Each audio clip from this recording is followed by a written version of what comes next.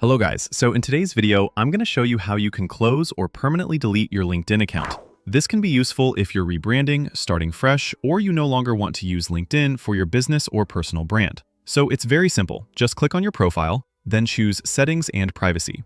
This is where all your account level options are stored.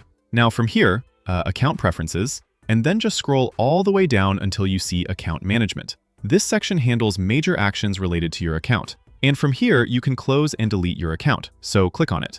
LinkedIn will guide you through a short confirmation process. And from here, if you are sure you want to delete your account, like you will lose your connections, messages, endorsements, and recommendations. So this is going to permanently delete your account. This means your profile will no longer be visible, and you won't be able to recover your network or content later. You can click on Continue, and this is how you can delete your LinkedIn account. Make sure you've saved anything important before completing this step.